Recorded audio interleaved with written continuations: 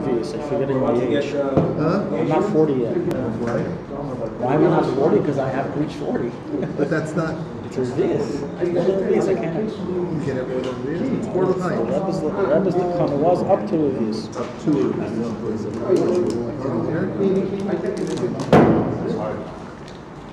A little bit of alcohol with wine. That's why people drink 97%, so they can at least make the best of their alcohol. You can only have the people who drink 97% right, they already overboard. They don't have to worry about it. You don't get any youngsters drinking 97. Not many anyway. This niggun that we just sung is the niggun. It's known as the niggun of Yud Gimmel Tammuz. And I believe it was composed, if somebody knows differently they can correct me, I believe it was composed by a chassid of the Rebbe Rayatz after the next year after the Yud Tammuz. It was actually before. It was composed before? You knew what was going to happen. You had his heart and soul. What was going to happen? This chassid?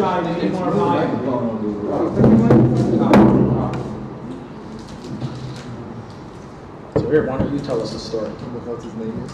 I don't know. You tell us the story. I don't know that. I don't remember. I don't either. Catch it.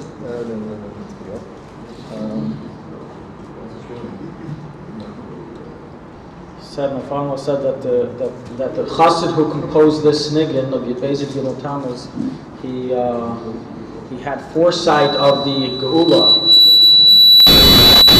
and he composed it beforehand. He composed it in preparation for the redemption. That was the niggun you sang? The niggun we just sang is the niggun of Yud Gimmel Tammuz. Yeah. That's the niggun that they always sang by the Farbrengen and the Rebbeim since 1928. Yep, this is known as the niggun of Yud Gimmel Tammuz. Should we sing it again now that you have the right kavanas? Yes. Until now you thought we would stop singing it after L'chaim. The name I don't know. I'm sure somebody knows by it. Who's today? L'chaim the block. Go from first. Okay.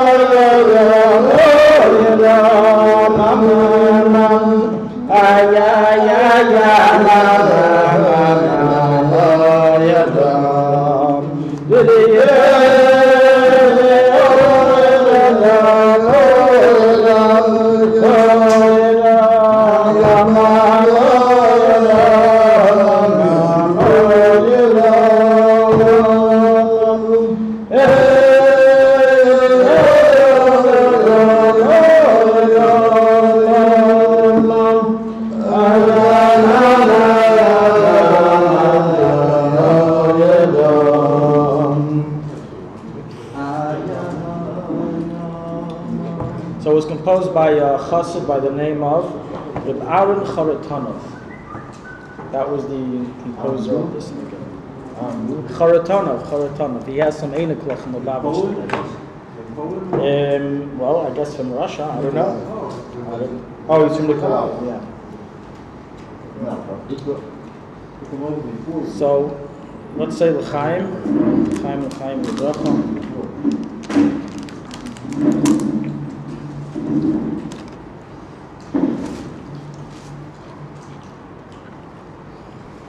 You know, there's a lot of Hasidic Yom Tovim. There's a lot of auspicious days that we celebrate different occurrences that occurred to our masters and teachers. Whether we talk about Chai Elul, we celebrate the Baal Shem Tov's birth, the Alter Rebbe's birth, represents the founding of Chassidus. We celebrate Yud Tes. No, smoke. It's okay. Oh, sorry. Yeah, don't smoke. Can help it. I'm sorry. Help him out. When it goes away, you can't hear him. We celebrate Yud Tes Kislev. Hello, testing.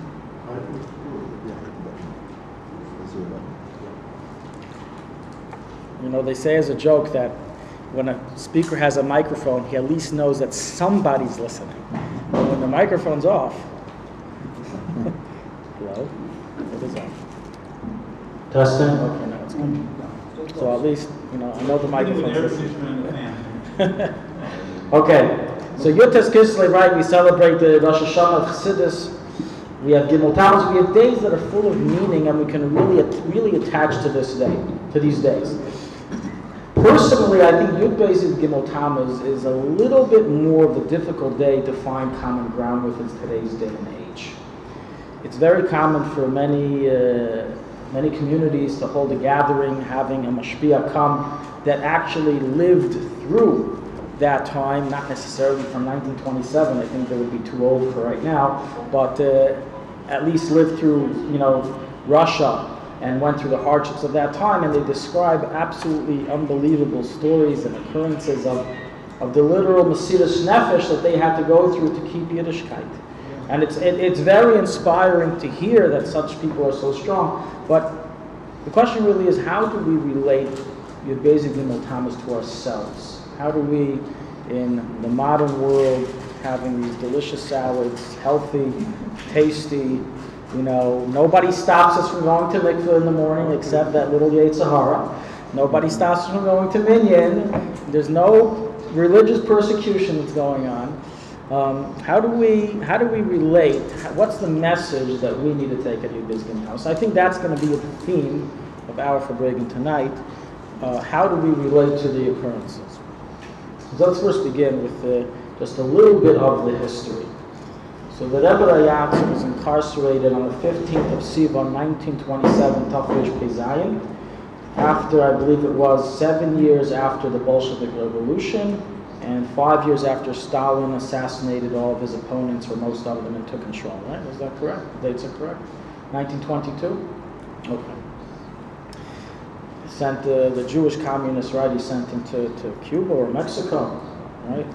Trotsky, one of the founders of communism, was in exile. Him, Lenin, and Stalin were all three the leaders of the Communist Red Party. And eventually Lenin was the leader, and then Lenin died, and Trotsky got thrown out to exile, and Stalin took over, and massive persecution against all religion took place. You know, to say as a joke, but it's not really a joke, a little description of what happened in communist Russia, of what communist Russia was like, is that the United Nations decided to have a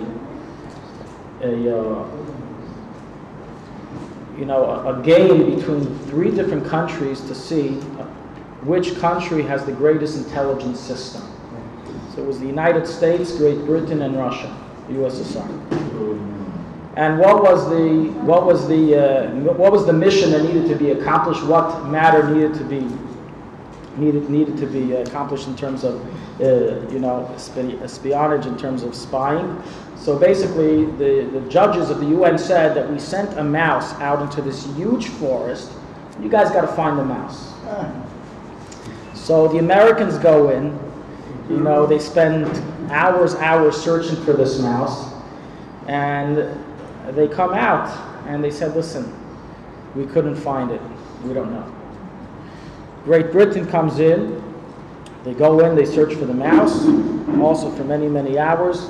They couldn't find it. They come back and they said, "You tricked us, there's really no mouse. We searched everywhere." The Russians come in and they search for the mouse, and after about an hour they come back with a huge, huge bear holding his hands up, walking towards the judges. And they hear the bear saying, with the KGB with a rifle pointed to the bear's neck, saying, "Okay, okay, I'm a mouse, I'm a mouse." In other words, that they knew to make people talk and make people confess and make people turn into things that they were not. And one of their main missions of communism in 1920 was they became an official, Russia used to be, maybe it's a little today, but it used to be before the revolution, it was a Christian country. It was a Russian Orthodox Christian country. And the revolution brought about that it became an official atheist state. There's very few official atheist state religions today. North Korea is one of them. That still remains as an official atheist state religion. Oh, yeah? Yes. And you cannot mention about God in North Korea. You can get arrested for many things, but that's one of them. Unless you call them their leader, they call him God. Correct, 100%. That's the point. That Stalin did the same thing. Avodah So, yeah, 100%. It became an avodah zarah to worship this man. So, starting already in the early 1920s, they began persecuting Yiddishkeit, and the Rebbe Rayatz, already as a child, had received a mission statement from his father, the Rebbe Rashab, telling him that in his generation as a leader, he would have to surpass tremendous oppression and Mesiras Nefesh. This is a very interesting story that's brought in the Kuti Diburim. The Rebbe Rayatz writes that in 1895, the year Tafresh Nun Hey, 1895, on Yud Beis Tammuz, on his birthday, right? Today's was also the Rebbe Rayatz's birthday. On this day, when the Rebbe Rayatz turned 15 years old, he was born in 1880, so he turned 15 in 1895. On his 15th birthday, the Rebbe Rashab told him, "We are going for a special mission to the Kvarim of our saintly forefathers, of the Rebbe Tzemach Tzedek and the Rebbe Marash." They fasted that day, and they arrived in the cemetery of Lubavitch. And the Rebbe Rashab, you can look there in length regarding all the details, but the summarized version or bridge version is that the Rebbe Rashab basically opened up the Yom Kodesh and cried to Hashem, and he said, "Hashem, I am now sacrificing my son Yosef Yitzchak, like Avraham sacrificed his son on the altar, and I'm entering him into the covenant of Mesiras Nefesh." This was at the age of 15. So already then, it was understood that the Rebbe Rayatz's leadership would have a very different function than the other Rebbeim. And this stood by him. The Rebbe Rayatz mentioned this. From this day, he entered himself into Mesiras HaKlal, into Avodas HaKlal, into working for the public, to the point of Mesiras Nefesh. So comes along 1924, and the Rebbe Rayatz asks 10 Chassidim to volunteer to become part of his pact of Mesiras Nefesh, meaning to be willing to go to the very end to spread Judaism. And as far as I know, these specific 10 Chassidim survived, as far as I know. If anybody knows differently, you're welcome to mention. The problem is that if you count how many people claim their grandfathers was one of those 10, it's about 1,000 of them. So, and they're not related, most of these that, people saying it's their grandfather. but officially, what I officially heard is that these 10 Chassidim did survive, but there were plenty of Chassidim who perished, Kiddush Hashem, who disappeared from their families, their wives, their children, and were never seen again. There's one very interesting story that I find fascinating. Of the 10 Chassidim, You know those 10? I said there's like 1,000 people that claim their grandfather were one of the 10. There's a lot, I don't know. It is written down somewhere. I'm sure it's written down somewhere. There's a very interesting story. I don't think so either. It was I don't know. In any event, I don't think he was one of the 10. There's a very interesting story which goes as follows. There was a chassid in, I believe, Petersburg, but it doesn't matter where it was, but it was in some Russian city under oppression, that was asked by the Rebbe Rayat. So what did Stalin do? Stalin ordered, the KGB and the Yevasektsy, the Jewish Communist Party, which was anti-Jewish and wanted to eradicate Judaism and God from the world. So they all worked together to shut down every Jewish institution. No shuls, no mikvahs, nothing. So the Rebbe Rayatz appointed different people, different followers in cities to become the lamplighters of Judaism, to begin an underground movement, to begin an underground yeshiva, to begin an underground shul. And of course they had to do this with Mesiras Nefesh, because if they were caught, they would be never seen again. So this one particular chassid was nominated in his city to be the shliach, the leader of underground Russia, of underground Judaism in that city in Russia. And after a number of years of doing this, he became very popular in the city. A lot of Yidden were involved in their peulos, in their activities, Jewish activities. And it came to a point where, today a shliach becomes very happy when he becomes successful. He was becoming very sad, because the more people that come, the more of a chance that maybe his next guest is a secret KGB agent, or, as was very common back then, a noble chassid who then turned into the KGB. There were unfortunately many even chassidim who were pressured into informing on their friends, and a lot of them did not stand the test. A lot of them became informers for the KGB. It's something we should never know. It was a tremendous challenge for them. They were threatened, of course, with their lives, the lives of their families. Some managed to run away, some managed to die, and some, unfortunately, joined the group of malshinim, of informers. So it was very scary. You didn't know who's who. You didn't know who's with you, who's against you. It was a chassid, Peretz Mochkin from Montreal. He was in that time in Russia, and it's told of him that he personally took care of a few of these malshinim. He would see them in the mikveh, he would take care of them. You know the stories. I don't want to say what he did, but it wasn't very nice. But he didn't have a choice. But anyways, there were a lot of these malshinim. So this chassid became extremely frightened, and basically his wife told him, "We got to stop. Go to the Rebbe Rayatz, travel to the Rebbe Rayatz, and tell him we quit. We can't. We're going to forfeit our lives. We're going to lose everything plus our lives. What's the point of doing that?" So he travels to the Rebbe Rayatz, and he goes into Yechidus by the Rebbe, and he tells the Rebbe that the whole situation and how it's he's in a terrible situation, and it's any day, any moment they can get caught. The whole operation will be shut down, and they will lose their lives for this. So he asked the Rebbe Rayatz, he pleaded for him, "Please give me your agreement to stop, to shut it down, to shut down the shul, shut down the underground movement." And the Rebbe Rayatz, as if he didn't hear anything he just said, asked this chassid, "Tell me something. What's with the mikveh in your city?" And he said, "There is no mikveh. The mikveh was shut down. Nobody can go to mikveh." So the Rebbe Rayatz told him, "I would like you to make a mikveh in your basement." So he's here to quit. He now just got an even more dangerous, an even more dangerous job to do. Now we're discussing women coming, and it's something very, very dangerous back then.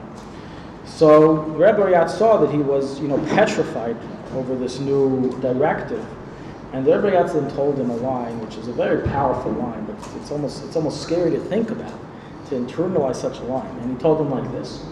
It's brought in the Farshim on Parshas Achrei Mos that the scapegoat, right? We know there were two goats, one Sir La Hashem, Sir La Azazel.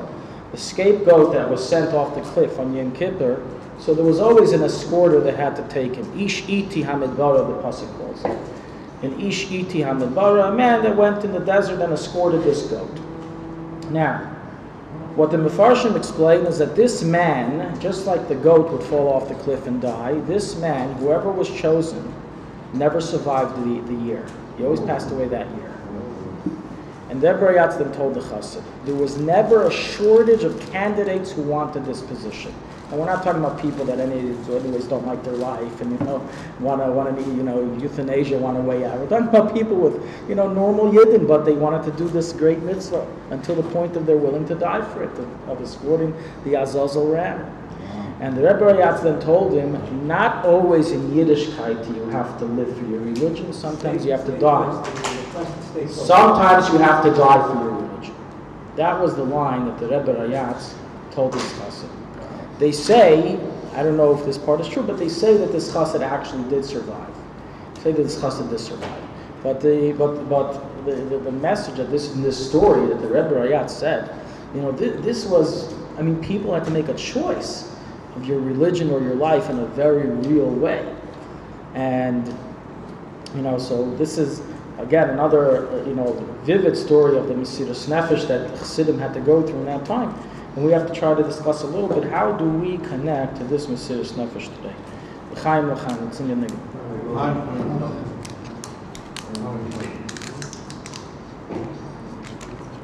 Nigga na beinani. Nigga na beinani. Who knows to start nigga na beinani? The Rebbe Rayatz.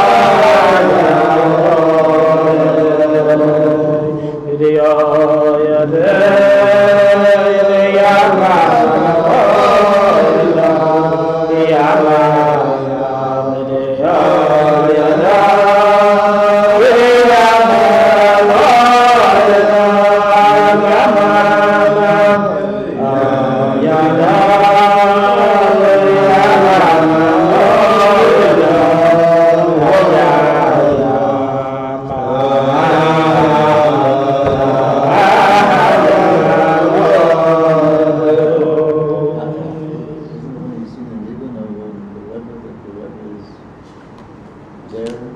Right. In the middle. So it says that this nigun, the Rebbe Rayatz held very close to him. He loved the nigun, but he didn't actually compose the nigun. It was composed by Chassidim.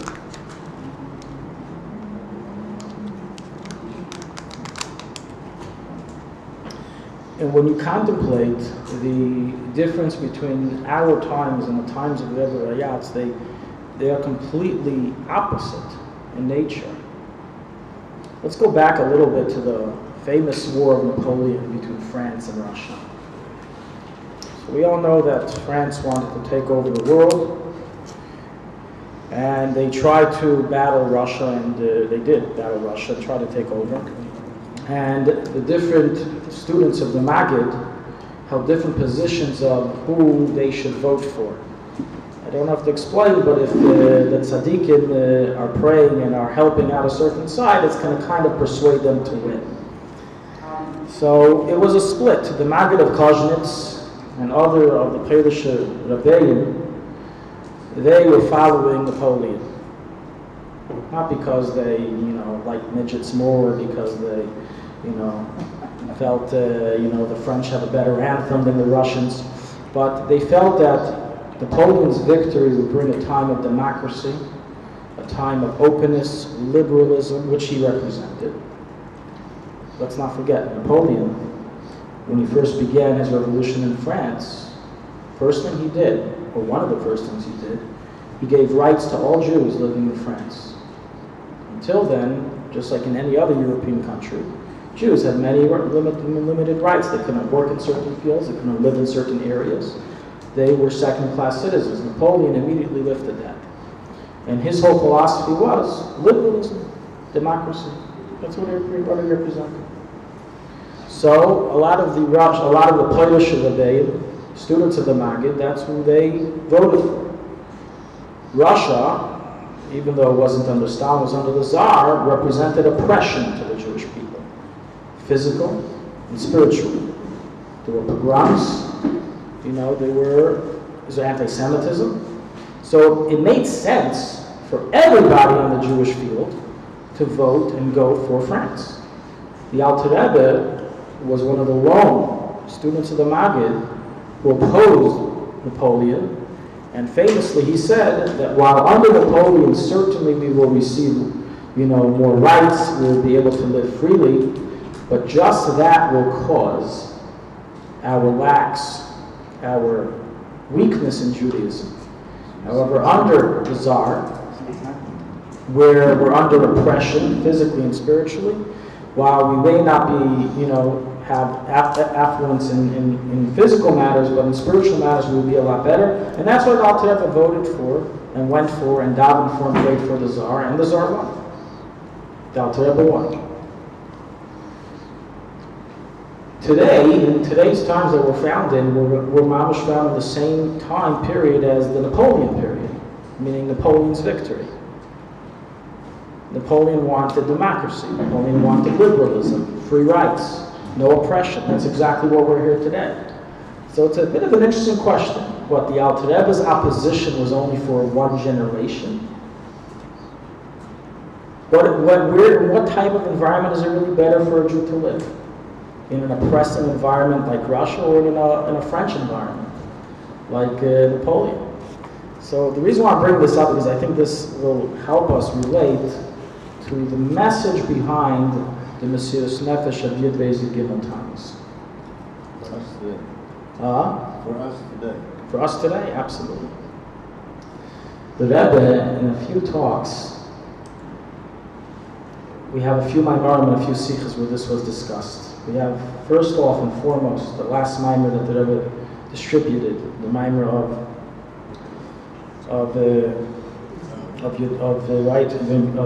Purim Katan. Yeah, the Maimer of Purim Katan. The Kibbu HaYehudim. In that Maimer, Ato, right, the Maimer of Ato Tetzaveh, based on the Maimer of the Rebbe Rayatz of Kibbu HaYehudim. Let me just give a little background. The Maimer that this Maimer is based on is a Maimer of the Rebbe Rayatz called the Kibbu HaYehudim, which was said on Yud Daled Adar Rishon, in the year Taf Reish Pei Zayin. Do a calculation, that was a few months before the incarceration. And a chassid, a certain chassid, I believe it was Pini Althaus, Pinchas Althais, he wrote a diary of that Farbrengen. And it's, your hair begins to stand when you begin reading his diary. The Farbrengen of Purim Katan took place in Moscow, in the Chabad Shul, in 1927. The Yevasakti is under full force persecution against religion. And the Rebbe Rayatz called the Farbrengen to take place in that shul on Purim Katan. And of course, many people showed up. And of course, Yevasakti spies showed up. And people were very scared. The Rebbe Rayatz started talking about Mesiras Nefesh, the need of Mesiras Nefesh, the implementation of Mesiras Nefesh. And then he became very fiery. And the Chassidim began worrying because a bad word, a bad statement, he could be taken to prison by the Yevasakti, by the KGB. So it pretty much reached a point where the Chassidim turned to the mother of the Rebbe Rayatz and told his mother, please stop your son.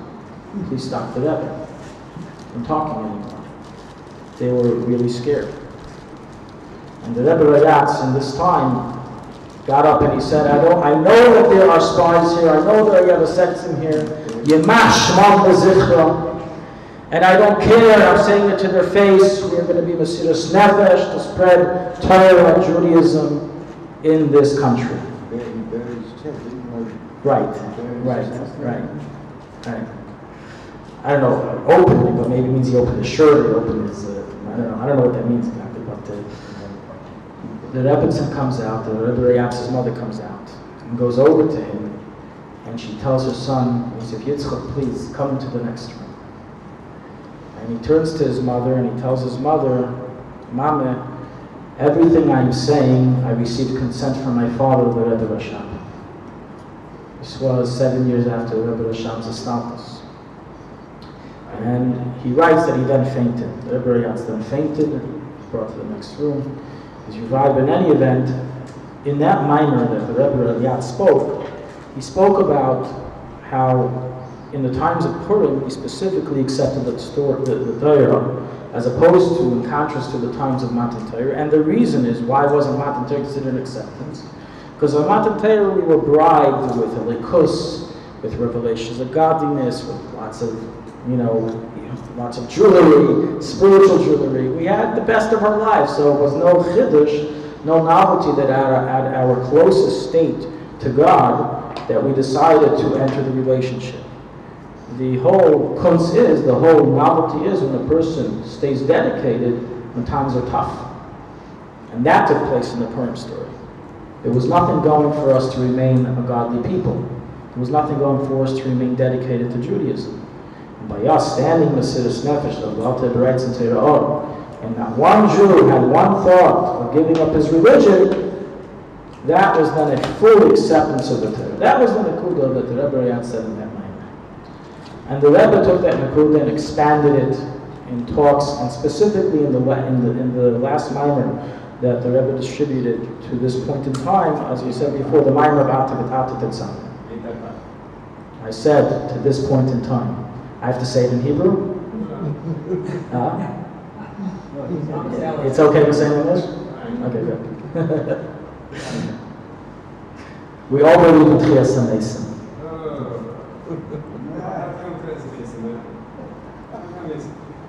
In any event.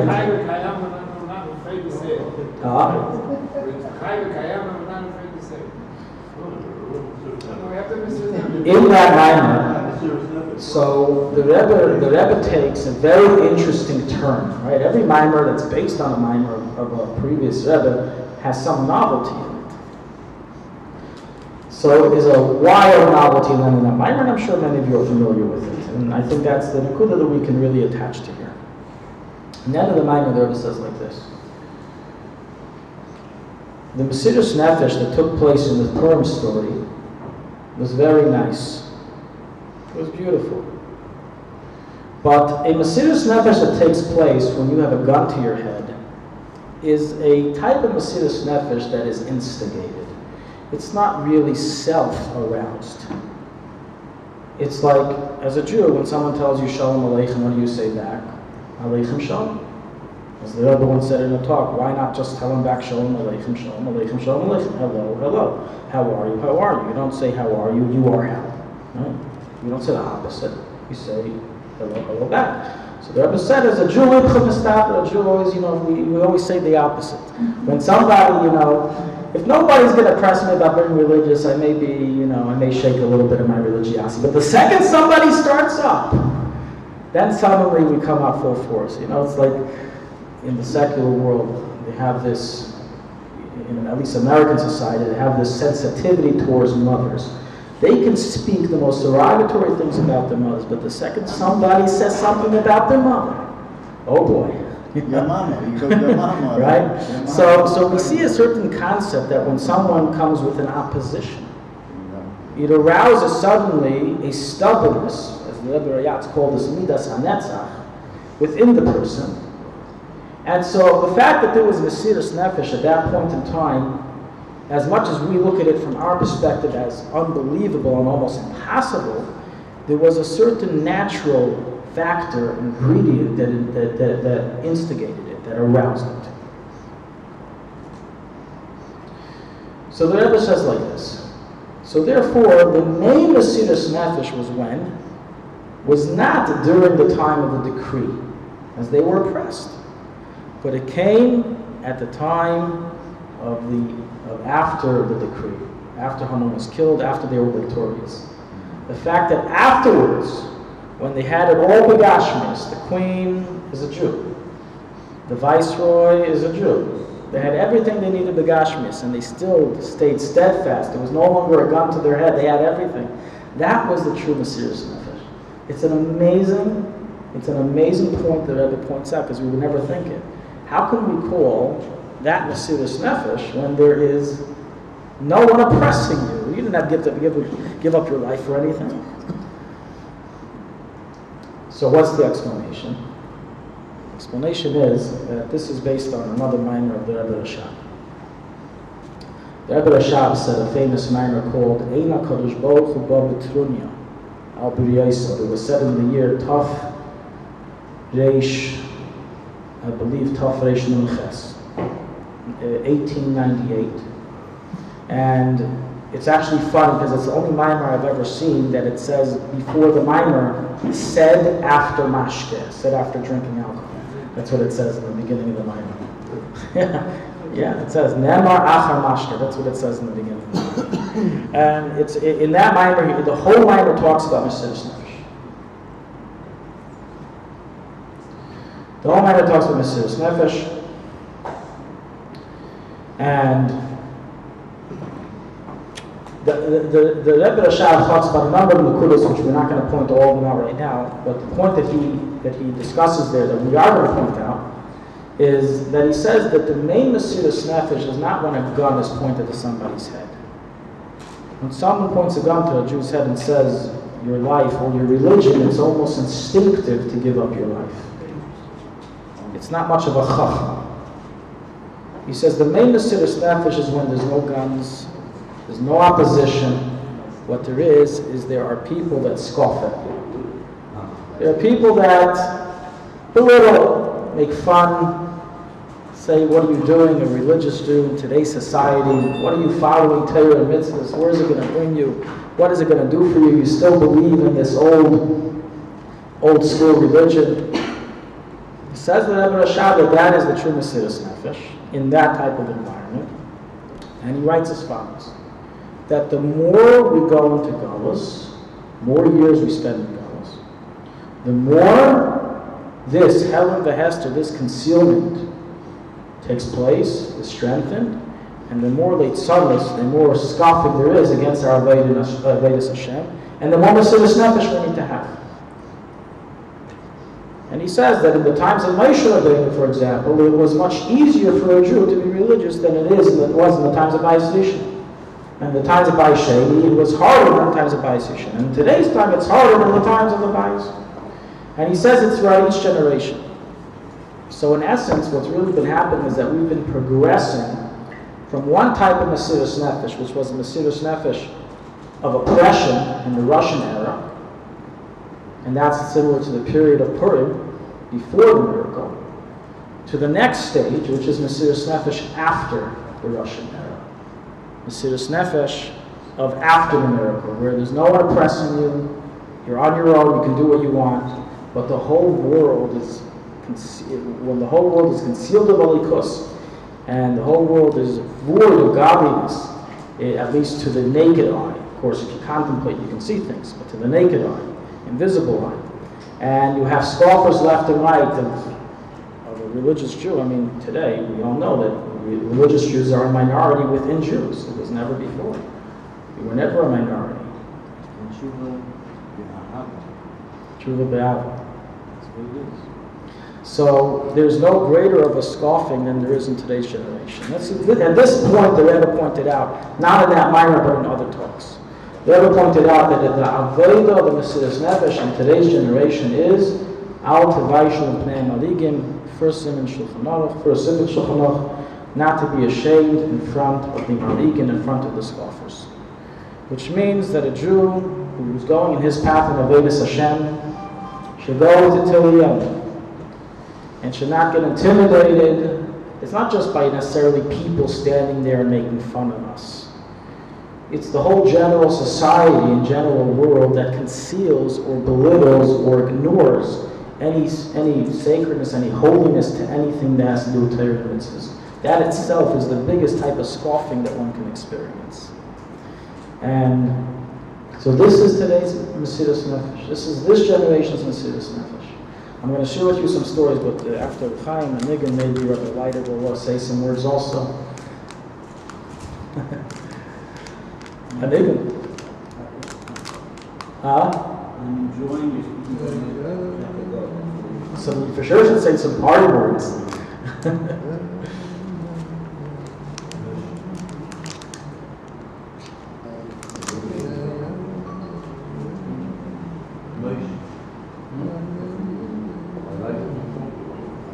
Which nigga?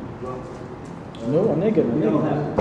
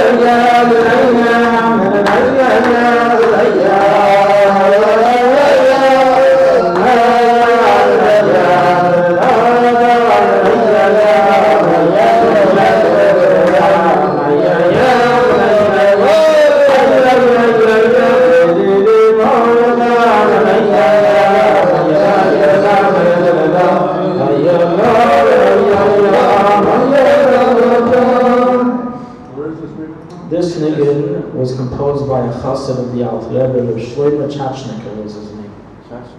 Shlomo Chachneker. He composed also a famous nigun called Yeridas HaNeshama Maguf.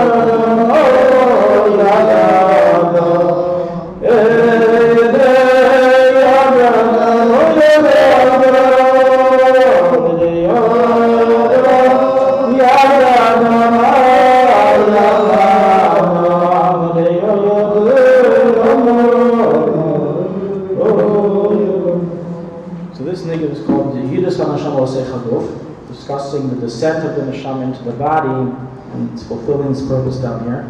And the previous nigun we sang, so that nigun, also composed by Shlomo Chachneker, was the nigun they would sing after Yechidus with the Alter Rebbe.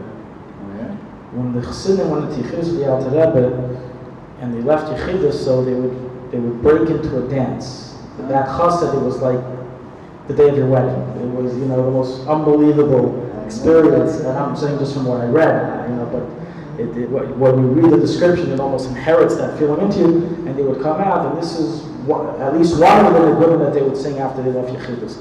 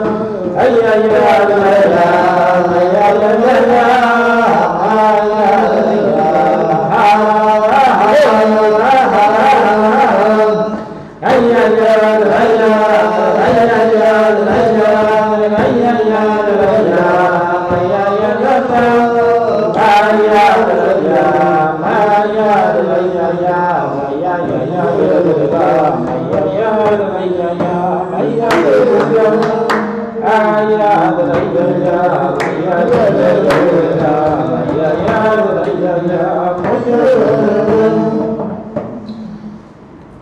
the nakuda that we take out of this is very simple, very practical.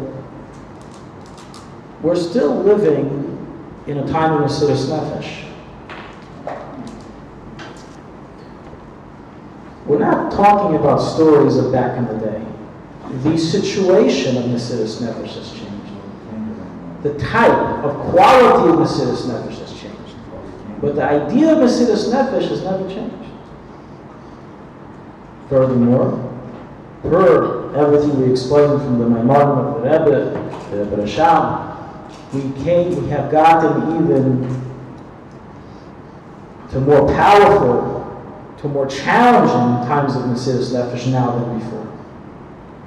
And the Rebbe pointed this out in a few talks, saying as follows: why is it that we see that Chassidim who were in Russia literally were willing to give up their lives for Judaism, did things that endangered themselves and their families, came to America and became couch potatoes?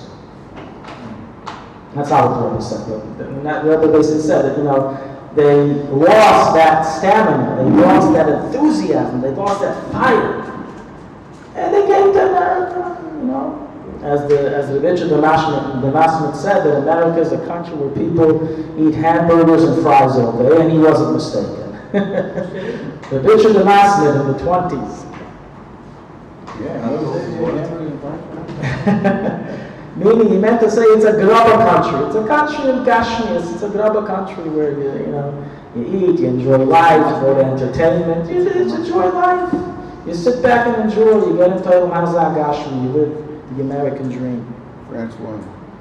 What's that? France won. So, yeah. So the Rebbe said people came to America. These same Chassidim, who under the most stressful situations, greatest opposition, were willing to give up their life, and now no one's holding it on to them. They're free, and they're not fighting as much. What happened? Asked the Rebbe. What happened? So this is what we went on before. That when a person's pressed, his netzach becomes aroused. His stubbornness, his you could say almost Jewish ego comes out. But in today's generation, that we don't have that, it's possible for even this type of Jew to fail in Mesiras Nefesh. So what then is the Mesiras Nefesh? That's exactly the Mesiras Nefesh. That even when nobody cares, when somebody at least cares if you're from, even if they're against you being from, at least they care. Right? At least it matters to them. Maybe on the negative side, they don't want you to be. They don't want Yiddishkeit, but at least someone's talking about it.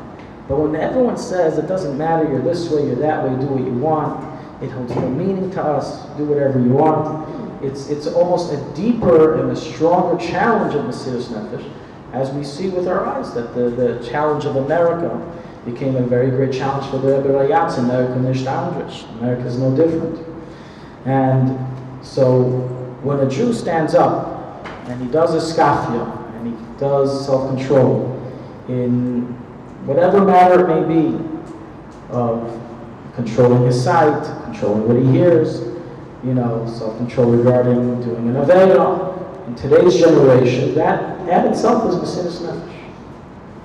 And that is a type of Mesiras Nefesh that's very different, and you could say even stronger than Mesiras Nefesh of previous times. And on this, the Rebbe said that the Medrash says that Moshe Rabbeinu felt humbled. I'll start from a different point. It says in the Medrash that Moshe Rabbeinu, before he passed away, Hashem took him to the mountain and showed him a vision of everything that would occur to Klal Yisrael until Bias Mashiach came. And Moshe Rabbeinu said that he felt humbled by the generation of Ikvus of the Mashiach.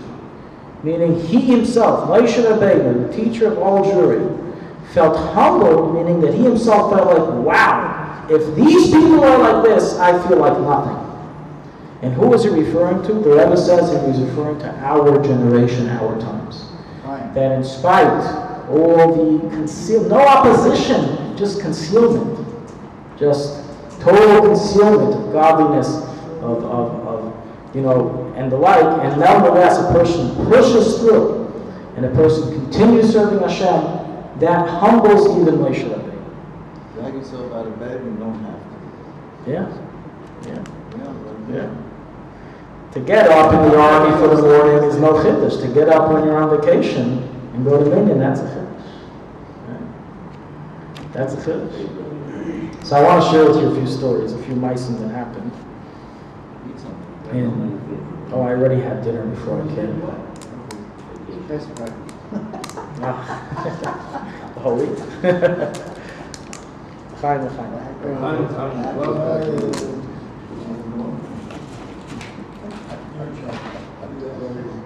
When I first moved to Eretz Yisrael about 10 years ago, a little more, 12 years ago, so I was drafted into the army, into the IDF. And that itself was a whole story in and of itself, a story for another time. But, As a rabbi. well, every soldier is drafted as a soldier. You only become a rabbi later on. No one gets drafted as a rabbi. So, I went through basic training, like real basic training. It was so basic it took about 3 hours. And the whole basic training. I'm serious.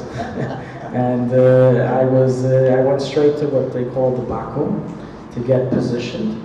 And I got positioned to Segel HaRabbanut, the section of the Rabbanut. And eventually I got a position in a base called Mitkan Adam. It's in between, it's on the 443, in between Tel Aviv and Yerushalayim. The road, the highway 443. So this base, very interesting base. It's first of all, it's made up of two elite units in the IDF. What's called 8 Aleph Plus and Aleph units, Lotar, Kalatz, and Oketz. Lochamei Terror, that's Lotar, Kalatz, Kriyabat Slicha, and Oketz. It's two separate units, but in the same base. They share the same base. They're one on top, one on bottom. And they train all the IDF soldiers in the IDF in sharpshooting, in sniper, in counter-terror, missions, and in breaking doors, breaking into buildings and doors, etc. In Oketz, that was the K9 unit. All the dogs in the army come from that unit. So this is the unit I entered into as the rabbinical representative. Now, in 2005, at that time, this was right after the Gerush from Gush Katif, the expulsion from Gush Katif. And there was, people think that on the outside there was total confusion in Eretz Yisrael, and there was just chaos. No one knew what was flying. It was just the emotions were insane. In the army, it was even worse. People were low, people were down, people didn't know what was going on. It was almost like Chorban Bayis Shlishi for some people. And not just that, but the entire army base was trashed. There was complete disorganization. People left the army, some very high people left the army, at least in that base. And the place was completely disorganized. The entire rabbinical sector of that army base quit. Already for 4 months before I came. So by the time I came, there was no shul, there was no kashrus, there was nothing. There was nothing there, religiously in this army base. It's about 1,000 soldiers on a daily basis on that base, between the two units. And I came in, of course, with a shlichus perspective, We're here to do shlichus, spread Yiddishkeit. And I got to work. Okay. And actually, when my interview with the Menpei, Mefaked Pluga, the commander of the unit, so I told him straight up. I said, "Listen, don't think twice about this. I am here on a mission. I am here to spread Judaism here." And surprisingly, they were very happy. They were like amazing because the other guy didn't do anything. It's the first time I'm hearing a soldier that wants to do something. So they were very happy, and I got hired in the base. Okay, so I built up a shul. One of the first challenges that I really felt in this type of idea that we're speaking now, Altavayshon Pnei Maligim, is I had arranged, this was a week in. I had come right before Hanukkah. And a week in, I had arranged a a menorah candle lighting for the whole base in an auditorium. And little did I know that there was also what's called Segel HaChinuch. It's like the education department in the Army. Every unit has one. They also wanted to arrange at the same time during this convention a little something of their own, which would involve girl soldiers singing. So I come, we like the menorah, or I would, or some Muslim, whatever it was. I arranged the lighting, and everybody sang, and we gave out donuts. It was very nice, a very beautiful affair.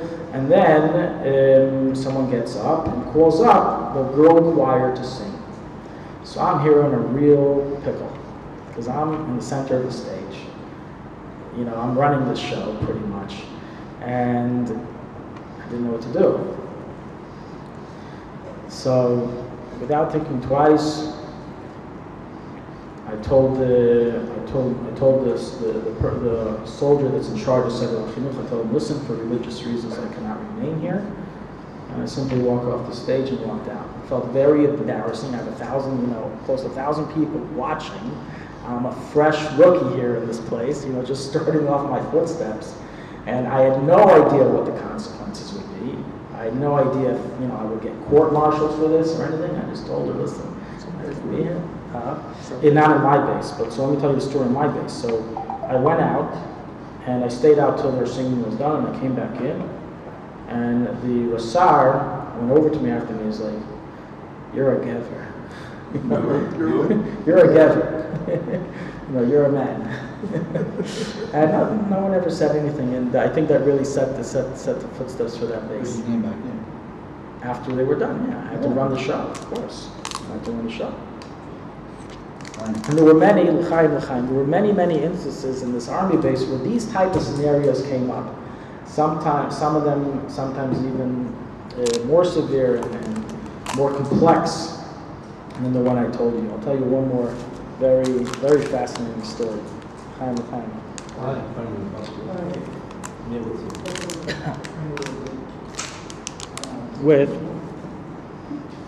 This is already like 2 years into my service. So, as I said, there's 2 units in the base. There's a unit on the top, which is the K9 unit, and a unit on the bottom, which is the counterterrorism and sniper unit.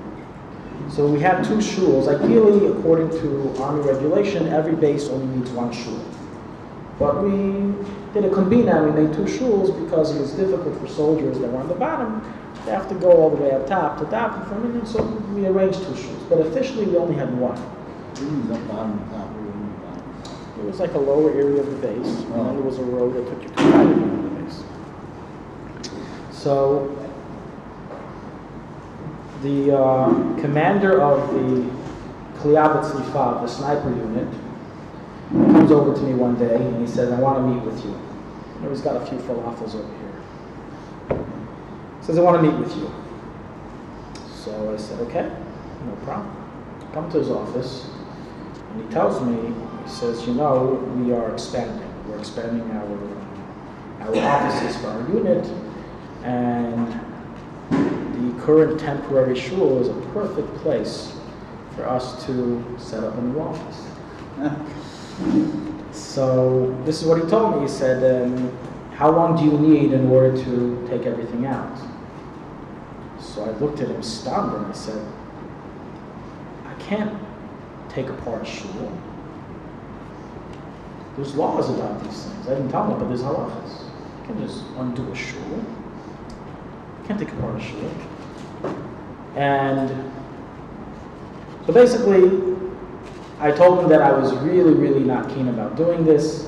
And to myself, I was saying that if I had to, I would have to be Masir Kudah. I would not be able to do it, and whatever happens, happens. But he gave me a month. So in the meantime, I called the commander on top of me, meaning not the commander in the base army, but the commander in Rabbanut that was on top of me. And I had it brought to him, I had it brought to the regional chief rabbi, and none of them did anything really. They tried to talk to him, they tried to do some they couldn't do anything. The bottom line is, it was really his area, and because of that, he really had jurisdiction. The problem is that in halacha, once you start a shul, it's not so simple to take it apart. So I decided, okay, I'm going to do some halachic research before, I go head first with this guy. Let me find out what the halachic perspective is on this. So it's very interesting. In halacha, when you have a shul in a city, it's forbidden to take apart the shul or destroy the shul until the second shul is already built, and only then can you take it apart. So if somebody wants to take apart a shul, no problem. First, build a second shul. Start davening the second shul, then take apart the first shul, but don't leave a community without any shul. Now what happens when there are two shuls in the community? Can you take apart one shul on the basis you already have another shul? Or does this rule apply per every shul? That every shul that you have cannot be destroyed until you replace that shul with another shul first. So this is a debate in the poskim. Some poskim hold it applies to every shul. And majority of the poskim hold it only applies if there's only one shul in the area. But if there's two shuls in the area, you have the second shul, so it's not a problem.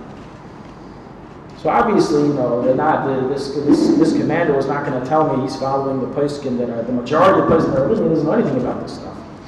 But I did not feel easy doing this, even though I could find a halachic way out, because practically it would cause that the soldiers on the bottom base would no longer have a place to daven, no longer have a place to learn, no longer have a place to, hear Kriyas Torah. To require them to have to go all the way up takes away all their break time. It's just not practical. It wouldn't happen.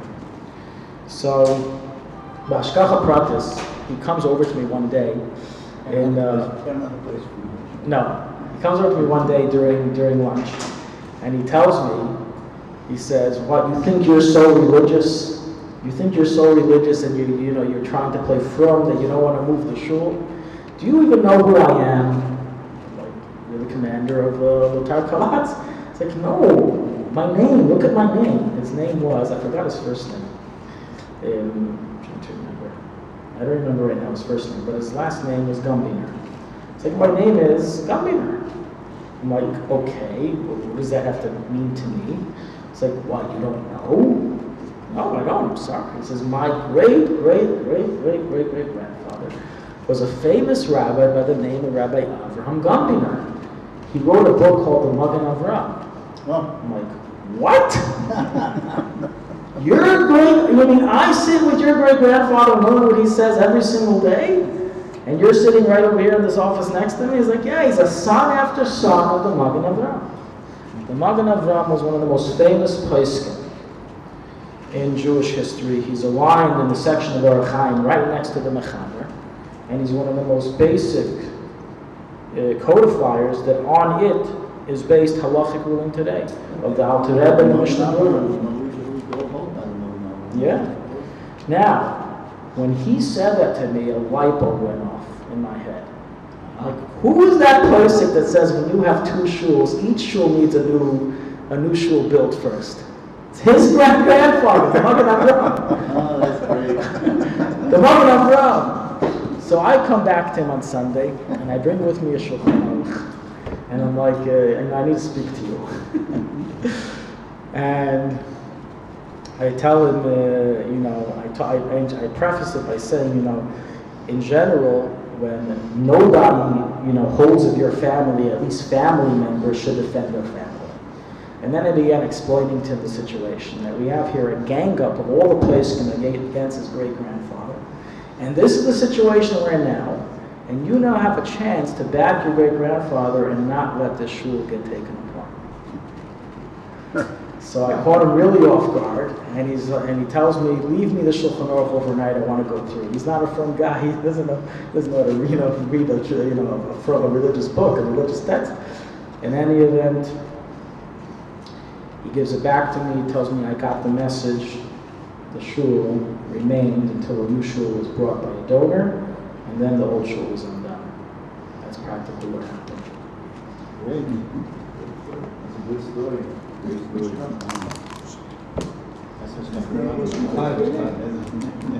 It's actually, the new shul is actually called Magen Avraham.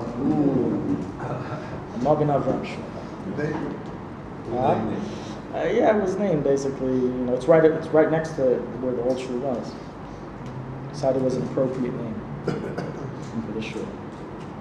Made him happy. Yeah. You know, when a Jew goes with the perspective that I got to go with God no matter what, so a lot of times you see avenues that you never realized before begin opening. You know, I could have capitulated the first time. Most of the Goldstein went like this, so you could have said, okay. Right, you just capitulate right away, and let things move. But this is something the Rebbe really taught us how. You know, this is a type of Mesiras Nefesh that we can all instill today, where, you know, we go with our Yiddishkeit out of Sof, of course, but Dakanon, Dakashalom, you know, I have to point something out very important. You have some people that make a mistake about Mesiras Nefesh and think that Mesiras Nefesh is to take Judaism to the point that you persecute other people. Meaning that, you know, Mesiras Nefesh doesn't mean kill another Jew for the sake of Judaism. That many people can become murderers. That's not a big deal. Many blacks are murderers. Many people are murderers. You know, Mesiras Nefesh is where you're willing to die on Mesiras Hashem. You know, Al Kiddush Hashem, where you're willing to die for Judaism. The Alter points us out in a certain language. Alter says you have certain neshamas that were born with this natural instinct where they're like dogs and they attack anyone who they feel doesn't go line in line with them in their perspective of Judaism. And the Alter writes that this has nothing to do with zealousness. This has nothing to do with holiness. This is just a bad trait that they were born with. In other words, that Mesiras Nefesh is not to throw it in somebody else's face, but it's for ourselves, to promote ourselves, and you know, we go till the end with our fundaments of Yiddishkeit. But at the same time, it's a bit dark and not shown.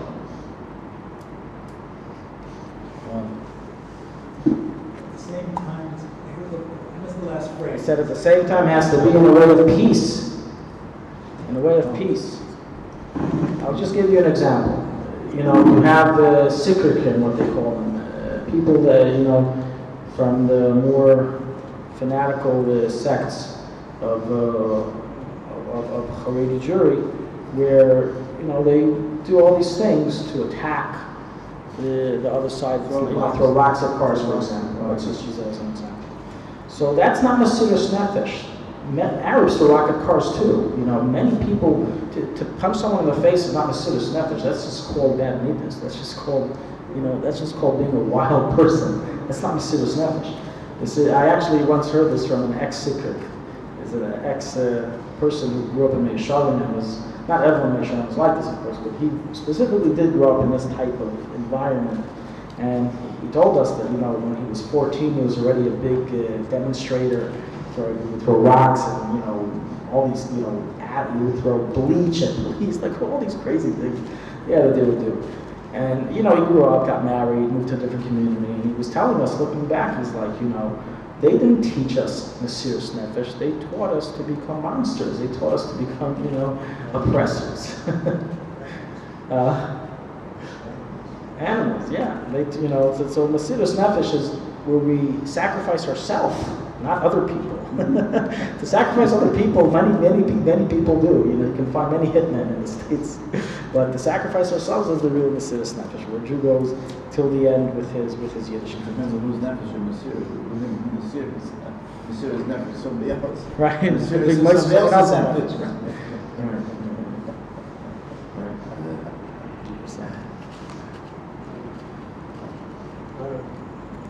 No, a nigga.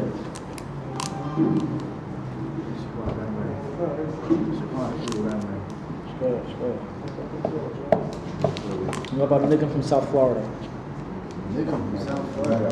I'm not a singer, sorry. You're not a singer. I can come along with you.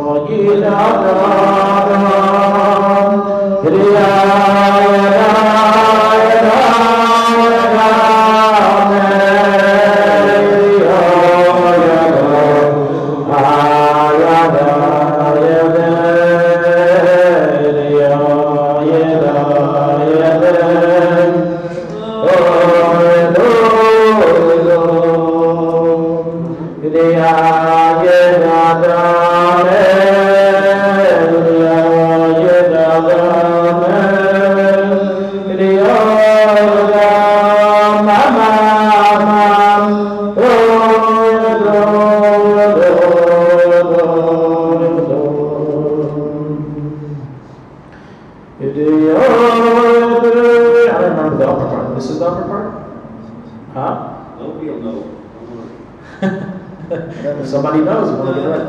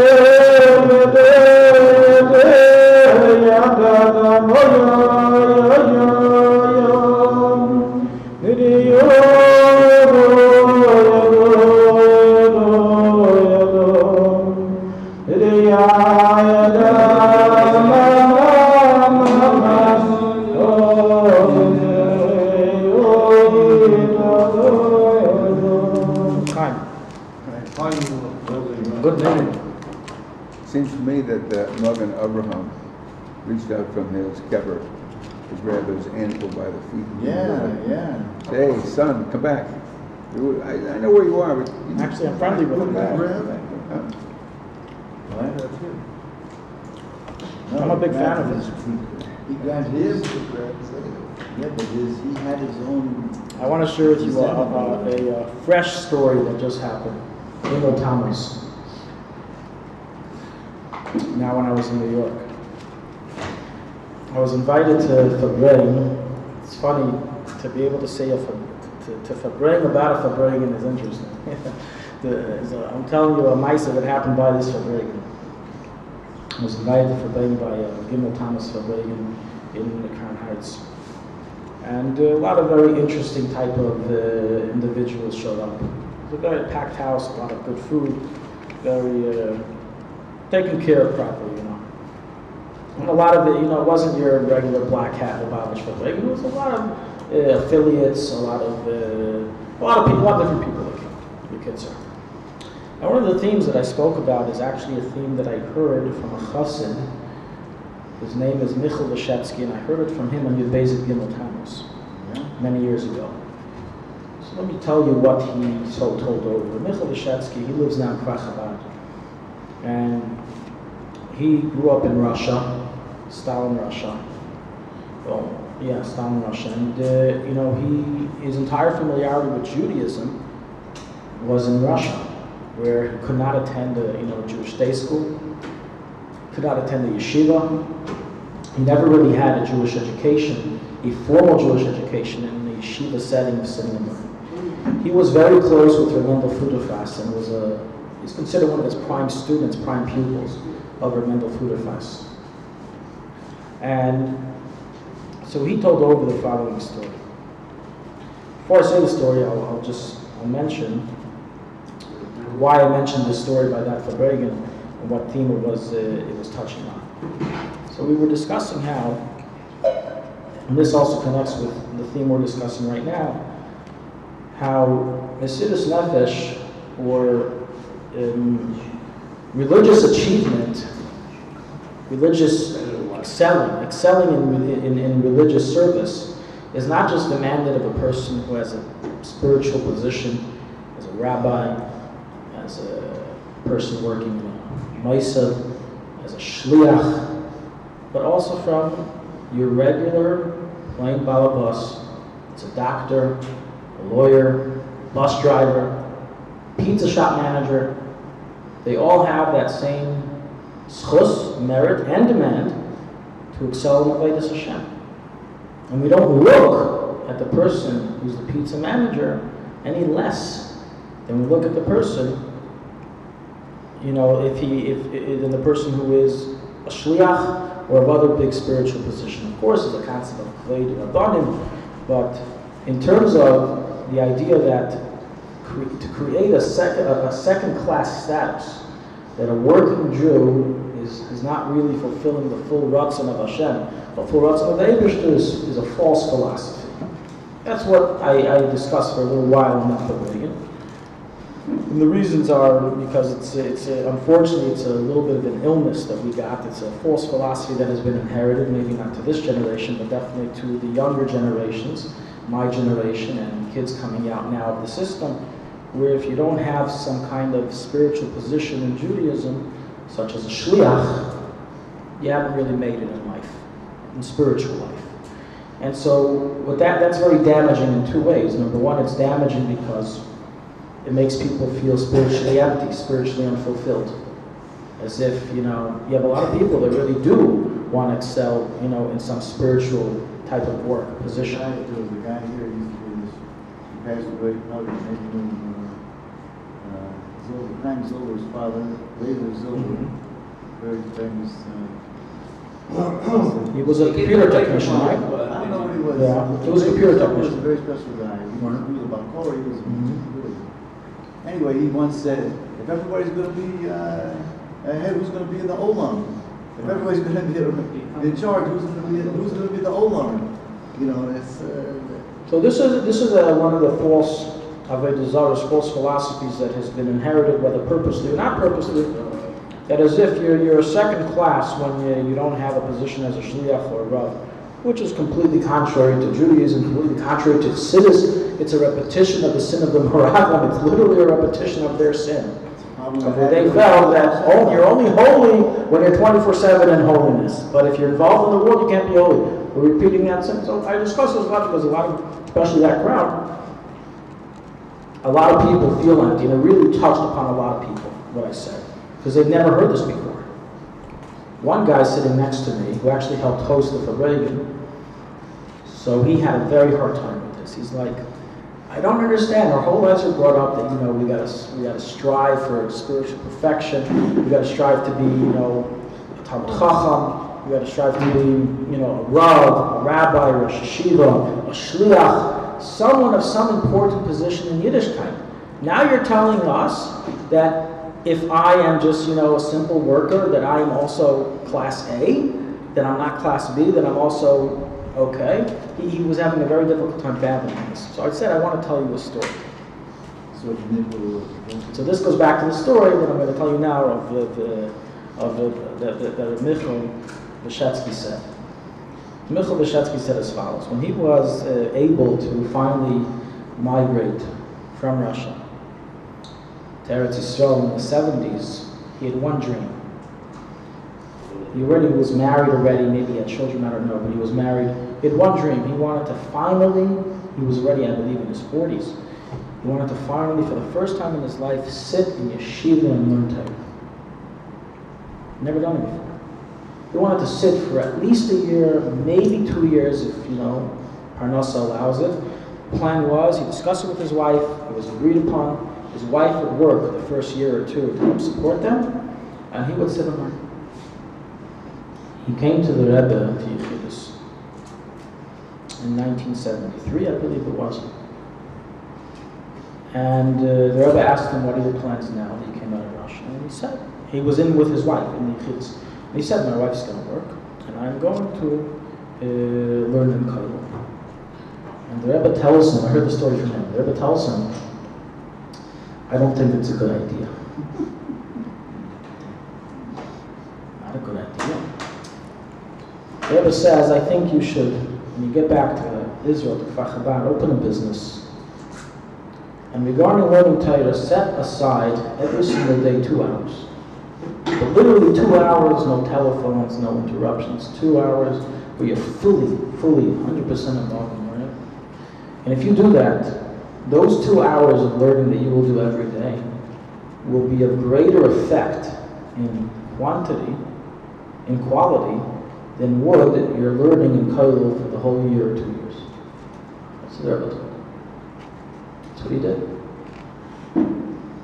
He went ahead and he opened up a business in Kfar Chabad, and he's quite wealthy today. It was a very successful business.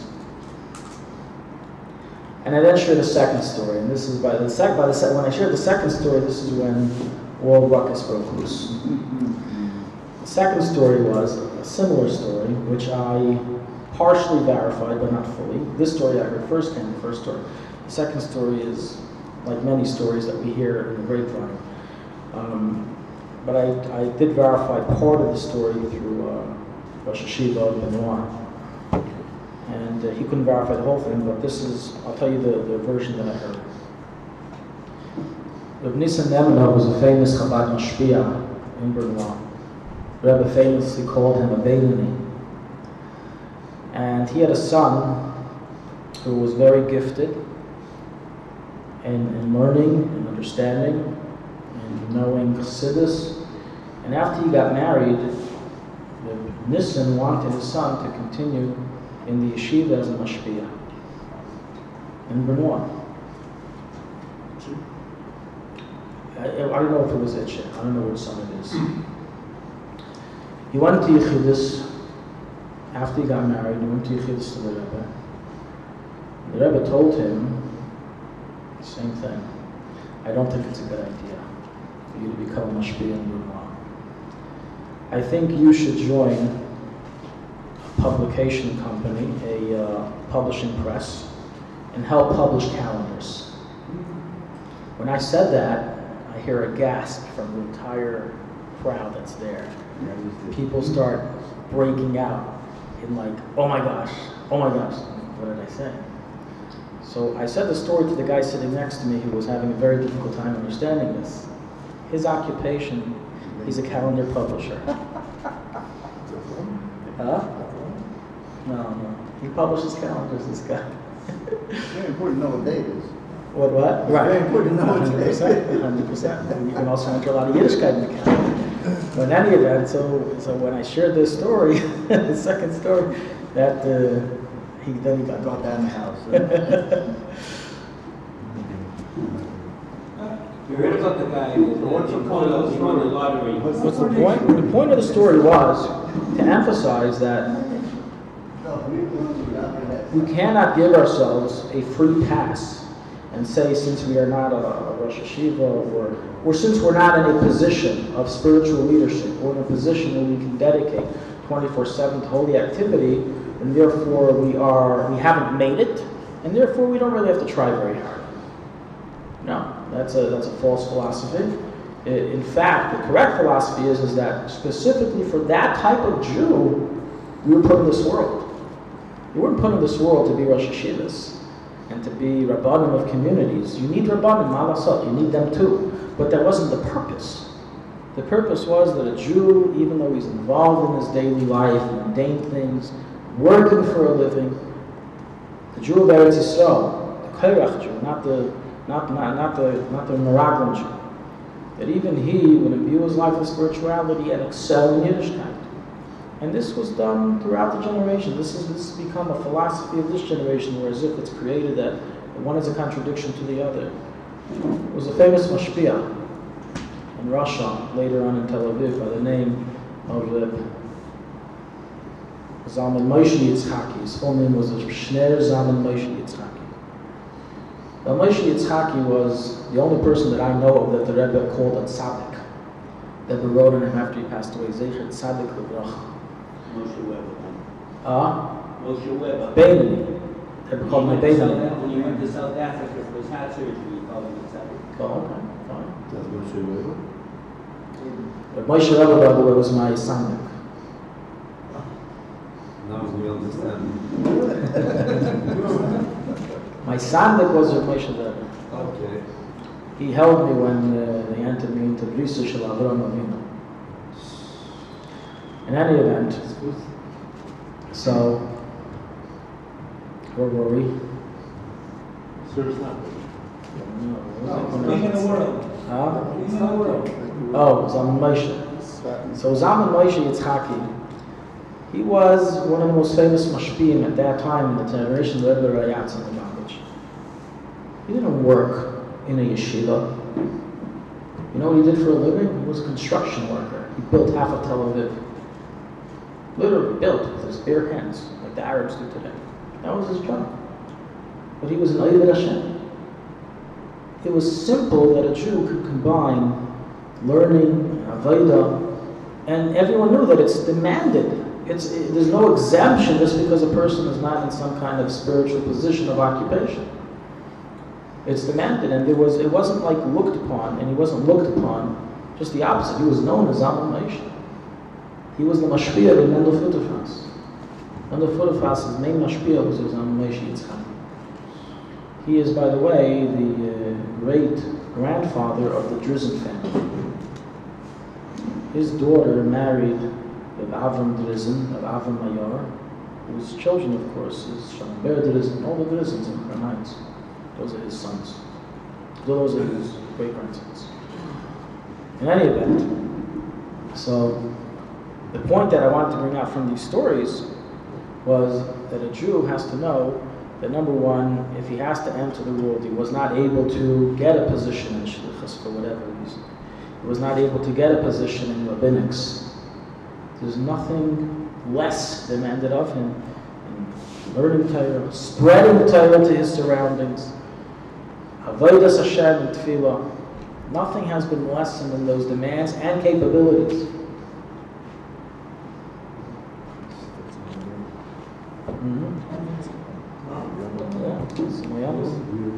Yiddishkeit.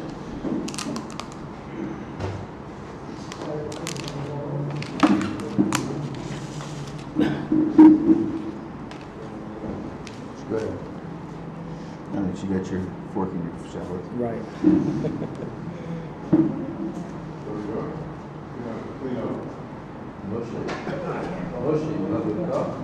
Say again? Love the car. Out of the car.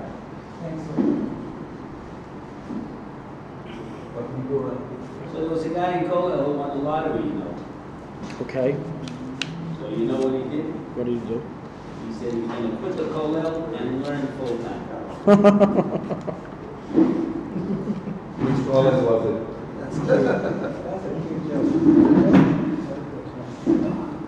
Well, that's not that. In the Litvisher world, unfortunately, this is a much bigger problem. In Lubavitch, we all know that in truth, everybody needs to serve Hashem. Everybody is a Class A Jew. But somehow it became ingrained in this generation that there's a Class AA. Meaning if you're a shliach, you're a Class AA. And if you're not a shliach, you're just a schlepper. Just another Lubavitcher. It's of course wrong. It's a totally false philosophy. But in Litvish, it's a lot worse. I know because I grew up Litvish. I was involved in Litvish of the Litvish, as you want to say. I went to Shmuel Hobar's yeshiva. If you know anything about today's Litvish politics, you understand what I'm talking about. But by then, they have a real philosophy, especially in Eretz Yisrael, but also in the States, that a working Jew did not fulfill the dream of the yeshiva, has not, done the cut, has not fulfilled the full potential of what they want it to be, which is kind of funny because who supports the yeshiva? Not the guy sitting in the morning, but the working Jew. But anyway, but this is really the philosophy people are ingrained with, that if you work and go into the real world, you're pretty much almost finished. And I'll tell you halacha l'maisa how this translates. I once had a position as a mashgiach in a meat processing plant. Where? Yerushalayim, outside Yerushalayim, a place called Atarot. Very scary place. It's full of Arabs from Ramallah, all different places. I had to come there at 4 o'clock in the morning, open it up with the keys. I had to open up the plant. And literally I was surrounded by about 500 Arabs. It was quite scary. I always used to walk, I used to pray a lot in that area. When I was walking, I used to have to get a hitch. I got dropped off and then I had to walk in the whole Atarot. מכיר Atarot? היית פעם באמצע הלילה שם? מקום מפחיד. אמרתי לו. When I first started working there, somebody told me, don't worry, there hasn't been a stabbing in a whole week.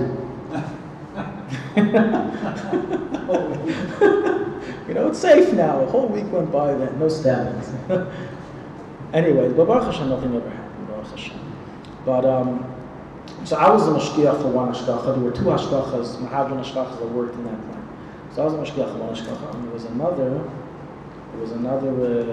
another yid who was a mashgiach for a second hashgacha. And we sat in the same room. We were in 2 rooms, so mashgiach and we were in the same room. And my schedule was like the exact opposite of his schedule. I came in at 4, he came in at about 5:30. I opened up first. He didn't have to be there when I opened up. But in any event, I would come in, I would, first prepare the plan for the workers to start working, and after I settled, after a half hour to an hour, I would sit down, learn a mimer, start davening. I was able to daven like a mensch, and whenever I had free time, I would sit down and learn. He would come in 5:30 in the morning, also get his plant ready for his hashgacha, and we'd then come into the room, usually when I'm in the middle of davening, and open up the daily Yediot Acharnot, the daily newspaper, and read it for a few hours. This was a seder every single day. And when he was done that, he would go into the office and go on the internet. Maybe he missed something. Maybe he missed an article, so he would then go on the internet and go, I don't know what he did. He went to the news and did other stuff. And then, like a half hour before Chatzos, he would put on tefillin, chop in a fast food shachos, type of shachos, and basically very chitzonius grabbadik life. So we became close because we spent a lot of time in the same area, in the same factory. And one day the conversation came out, like, what are you doing? Why? You're a from person, you're a mashgiach for a mahadran hashgacha. You should have a little more Yerushalayim. So he tells me like this.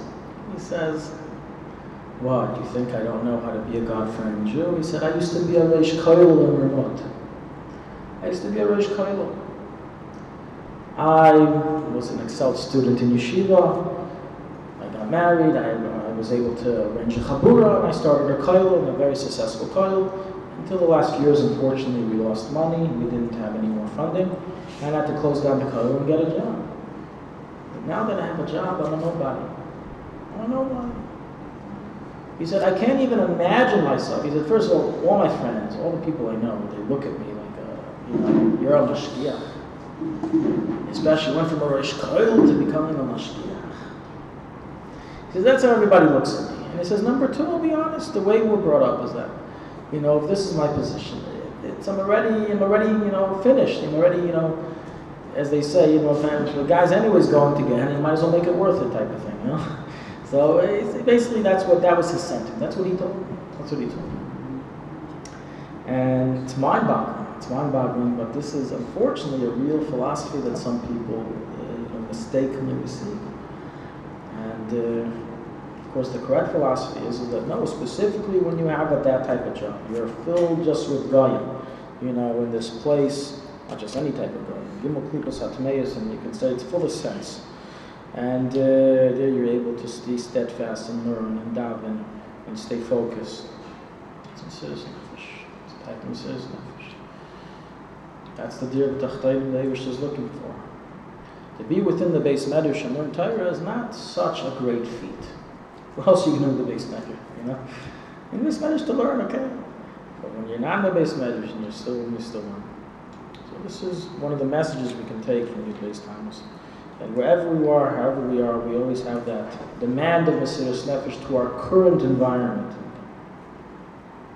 And as Al-Tibba writes that Mali Kotla Kula, Mali Kotla Palva, when a Jew does even a little bit of Mesiras Nefesh, it's as if he did complete Mesiras Nefesh. And with that, we can help bring Mashiach Tzidkeinu closer.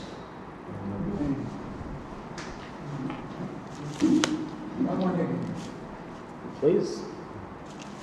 Start. Anybody? Please show. I am on you.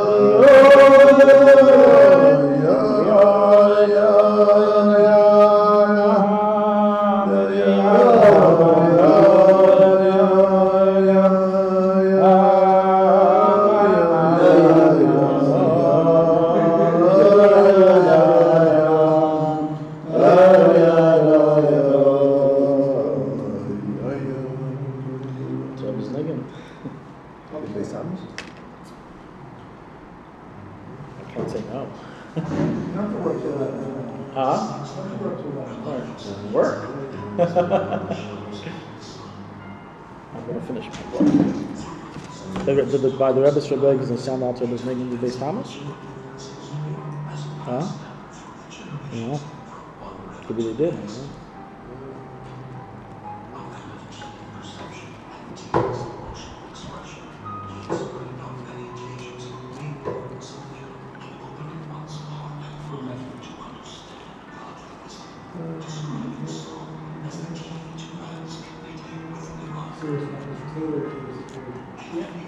This week marked 6 years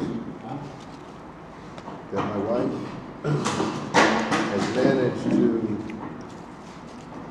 put out a weekly Torah message, usually a story of our Torah, etc. Story about what? Usually a story, a meaningful story, as well as a Dvar Torah on the weekly parsha. It's been going on every week for the last 6 years. And this week, the story that she put in was a story that, actually she's used more than once. It's a beautiful story of the Farbrengen Rebbe that you may have heard. I think it's worth hearing again. The person who's telling the story is a Rabbi Meir Plotkin. He says, I was raised in Montreal and educated there until my bar mitzvah. Shortly after, in 1956, I came to New York to learn at Yeshiva Torah B'das. At that time, it was one of the biggest yeshivas in the world, and certainly the biggest yeshiva in North America, with over 2,000 students from grade 1 up to the highest level of base medrash. It was situated in Williamsburg, Brooklyn, which was a big change from Montreal, let me tell you. I stayed at Torah B'das for 2 years, and then I moved to the Lubavitch Yeshiva. But while I was still at Torah B'das, I heard the following story about the Farbrengen Rebbe, the 6th Rebbe of Lubavitch, Rabbi Yosef Yitzchak Schneerson. The occasion was the anniversary of the passing of a previous head of the yeshiva, Rabbi Shlomo Hyman, which was always observed with a major address to the entire student body. The speaker that particular year was a rabbi from the Bronx, Rabbi Shmuel Koselevich, who administered testing for rabbinical ordination at Torah B'das. The candidates went by subway from Brooklyn to his shul in the Bronx for testing. The place was packed. All the students were in attendance, and this is what he said. The Talmud says, the Torah is preserved only by one who gives his life for it. That means that the Torah cannot continue to exist unless you're ready to die for it. He went on to explain that a person has to be willing and ready to give everything he has for Torah, to give everything away, everything, and not hold anything back. Then he said, I'm going to tell you a story about what that means, about somebody who did just that. The story I'm going to tell happened right here in this building where we are gathered today. It happened in the war years, 42, 43, maybe 44. At that time, Torah B'das was in trouble. It owed a lot of money to the bank, and the bank called in the loan. Yeshiva could not pay. The bank went to court and got a verdict that if the loan was not repaid in full, they could foreclose and take all the buildings away from Torah B'das. The yeshiva's financial officer, who was responsible for raising the money, fell into a depression. He took it very badly. He felt that because of him, Torah B'das was going to be closed. He tried everything he knew to remedy the situation. He placed appeals in newspapers, but very little came in. And the deadline was getting closer. And then one day he received a telephone call from the office of the Lubavitch Rebbe. Then Rabbi Yosef Yitzchak Schneerson asking him how much money he had managed to raise. Now he knew that Lubavitch had its own hardships. So he didn't expect any help from the Rebbe. He thought, the Rebbe can't manage his own. How is he going to help me? But a few days later, a Chabad Chassid walks through the door with an envelope in hand and said, this is from the Rebbe. The man's stunned. He's speechless. And then the Chassid says, the Rebbe asked that before I give you this envelope, I advise you of some facts. When he was in Russia, he had to fight against the strongest country in the world so that the Torah would not be extinguished. The biggest tyrant in the world was Joseph Stalin, and the Rebbe paid no attention to him. Whoever needed help in order to strengthen Torah, he helped him. He didn't ask if it's Chabad or not. Whatever they needed, a mikveh, a kosher butcher, a teacher, he tried to supply it. He did whatever he could so the light of Torah would not be extinguished. His emissaries were caught, shot and killed, and he then had their orphans and widows to support. And still he would send another person to replace the one who perished. All the while his focus was only that the Torah's light not be extinguished. Now divine providence has brought him to the United States of America with his freedom of religion. And he is pained to learn that a major yeshiva with thousands of students is going to be closed down. Not because Stalin in Russia wants to get rid of Judaism, but because the Jews in America don't care. This the Rebbe cannot abide. He's willing to put his own movement in danger because he also has debts to repay. But he's giving you a check for the whole amount you need in order that the Torah not be extinguished. Please repay it as soon as possible because everything the Rebbe has built up till now is now in danger. When Rabbi Kasalovich was telling this story, everybody was sitting there with their mouths open, the whole room. And then he shouted, the Torah is preserved only by one who gives his life for it.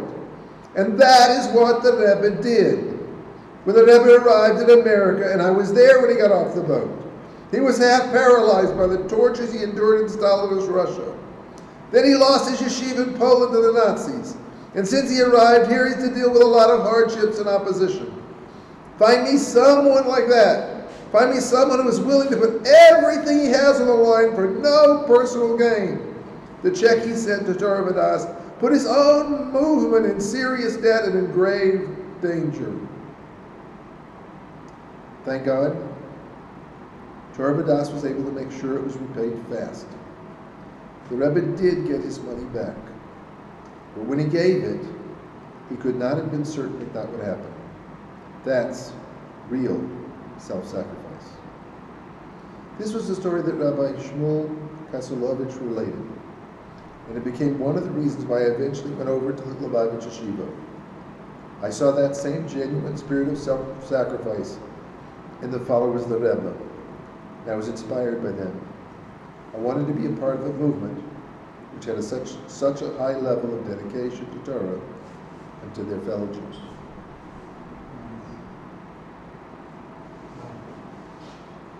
Courtesy Rabbi Yerachim Tibbs. Oh. A lot of people got to read the story in advance of this week. You know why? It was the cover of the Jewish